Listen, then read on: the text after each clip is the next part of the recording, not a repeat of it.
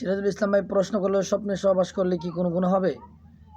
তানিয়া জাহান আফরিন প্রশ্ন করলো, বিবাহের ক্ষেত্রে উকিল নিযুক্ত করার বিধান কি এবং মাহরামাদের ভিতরে উকিল নিযুক্ত করা যাবে কিনা? মুজাহিদুল ইসলাম ভাই প্রশ্ন করলেন, প্রেম করে বিবাহ করলে কি সংসারে কোনো ক্ষতি হবে? সালিম আহমদ ভাই প্রশ্ন করলেন, কবরে মোমবাতি প্রজ্বলিত করার বিধান কি? রিয়াদুল ইসলাম ভাই প্রশ্ন করলেন, যেখানে মৃত ব্যক্তিকে গোসল করানো হয় ওইখানে চলাফেরা করা এবং মোমবাতি দিয়ে আলোকিত করার বিধান কি? আসেন আমরা অতি বিলম্ব না করে সরাসরি উত্তরে চলে যাই। প্রথম 1 নম্বর প্রশ্ন সিরাজুল ইসলাম ভাই করলেন, স্বপ্নে সহবাস করলে কি গুনাহ হবে? উত্তর না, স্বপ্নে সহবাস করলে আপনার কোনো গুনাহ হবে না, কারণ ঘুমন্ত অবস্থায় মানুষের নিজের নিয়ন্ত্রণে থাকে না, নিয়ন্ত্রণের বাইরে চলে যায়। ঘুমন্ত অবস্থায় এটা মানুষের নিয়ন্ত্রণের বাইরে চলে যায়, অতএব আপনার কোনো গুনাহ হবে না। অথচ রাসূল সাল্লাল্লাহু আলাইহি সাল্লাম এমন এক হাদিসে আসছেন, আবু দাউদ শরীফের 4403 নম্বর হাদিস, যে 3 ব্যক্তির জন্য কলম উঠে নেওয়া হয়। এর মধ্যে 1 নম্বর হলো যারা ঘুমন্ত অবস্থায় তাদের ব্যাপারে কোনো গুনাহ লেখা হয় না। ইনশাল্লাহ আপনি বুঝতে পারছেন। তানিয়া জান আফরিন যে প্রশ্ন করলে, বিবাহর ক্ষেত্রে উকিল নিযুক্ত করার বিধান কি এবং মাহরামার ভিতরে উকিল নিযুক্ত করা যাবে কিনা? হ্যাঁ, আপনি মাহরামার ভিতরে উকিল নিযুক্ত করতে পারেন, তবে এখানে একটি আলোচনার জায়গা আলোচনা করতে হবে। আলোচনাটা হলো, আমাদের সমাজের মধ্যে বা আমাদের দেশে যেভাবে উকিল নিযুক্ত করার প্রচলনটা, যে একজন ব্যক্তিকে উকিল হিসেবে নিযুক্ত করে পরবর্তী সময় দেখা যায় নিজের বাবার মতোই উকিল বাবাকে বাবা ডাকতে হয়, তারপরে আবার মেয়ের সামনে ওপেনলি চলাফেরা করে, তারপরে আবার এই মেয়ে ওরকে বাবা ডাকে, আব্বু ডাকে। এরকম মূলত ইসলাম এটা অ্যাকসেপ্ট করে নাই। উকিল বলতে ইসলাম বলছেন, একজন উকিল নিযুক্ত করো যেন মহিলার কাছে গিয়ে, মেয়ের কাছে গিয়ে ইজিন আনে, অর্থাৎ ইজিন আনার জন্য একজন উকিল নিযুক্ত করা, অনুমোদন আনার জন্য একজন উকিল নিযুক্ত করা। উকিলটা আপনার নিজের ভিতরে হতে পারে, বাবাও হতে পারে, ভাইও হতে পারে, আপনার চাচাও হতে পারে, আপনার নানাও হতে পারে, আপনার দাদাও হতে পারে, সমস্যা নেই। আবার গায়রে মাহরামা যারা আছে, যাদের সাথে পর্দা করা ফরজ, এমন ব্যক্তি হতে পারে। এমন ব্যক্তিরা হলে কিন্তু আপনারা তাদেরকে বাবা ডাকবেন বা তাদের বাড়িতে যাবেন, নিজের বাবার মতোই মর্যাদা দিবেন। মূলত উকিল কিন্তু এটা না, বা ইসলাম কিন্তু এটাকে অ্যাকসেপ্ট করে নাই। সুতরাং এগুলোর থেকে বাঁচে থাকতে হবে।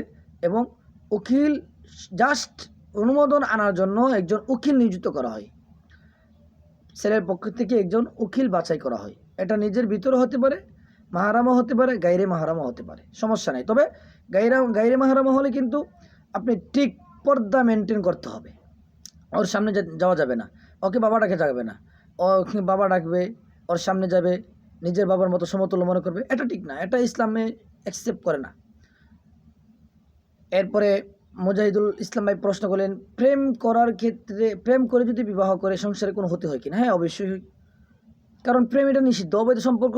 আল্লাহ বলেন, ওয়ালা তাকরাবু যিনা ইন্নাহু কানা ফাহিশা, তোমরা জিনার কাছে হয়ে যাও না, এটা অশ্লীল প্রাহেশা, এটা একটা অশ্লীল কাজ, প্রাহেশা কাজ, সুতরাং অপছন্দনীয়, এটার কাছে যাও না। অবৈধ সম্পর্ক করলে আপনার ক্ষতি হবে কি? সংসারের বরকত নষ্ট হয়ে যাবে, সংসারে কোনো বরকত থাকবে না। আপনার মধ্যে বরকত কীভাবে আসবে?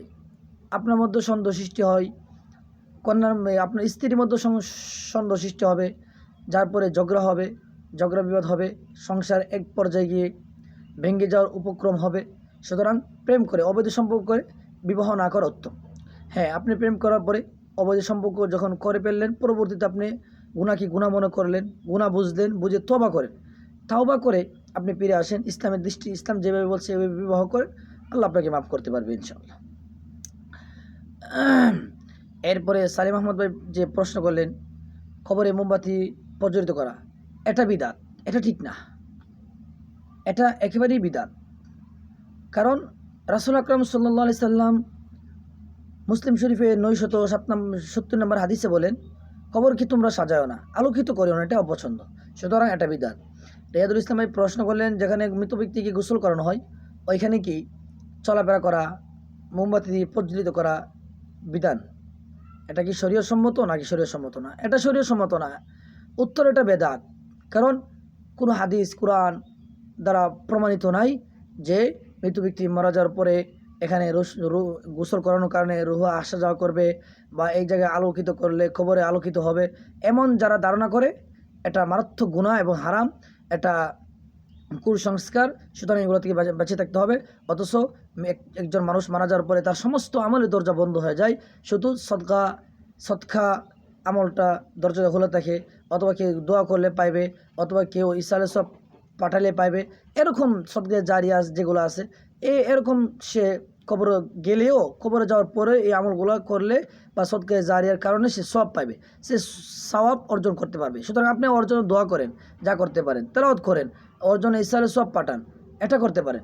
এই জন্য এই সম্পর্কে মুসলিম শরীফের মধ্যে 1631 নম্বর একটি হাদিসও আসছে। আল্লাহর নবী এই হাদিসটিও বলছেন যে কোনো ব্যক্তি মারা যাওয়ার পরে তার জন্য 3টা দরজা খোলা থাকে, সদকা জারিয়ার দরজা খোলা থাকবে, ইসালে সব পাঠানোর জন্য কেউ পাঠালে পাইবে এই দরজা খোলা, কেউ দোয়া করলে পাইবে এই দরজাটি খোলা। সুতরাং তার জন্য এই 3 আমল করতে পারে। আপনি অনর্থক, যেটাকে শরীয়ত অ্যাকসেপ্ট করে নাই, শরীয়ত অনুমোদন দেয় নাই, এরকম কোনো কাজ করা যাবে না। এর থেকে বাঁচে থাকতে হবে। আশা করি বুঝতে পারছেন ইনশাআল্লাহ।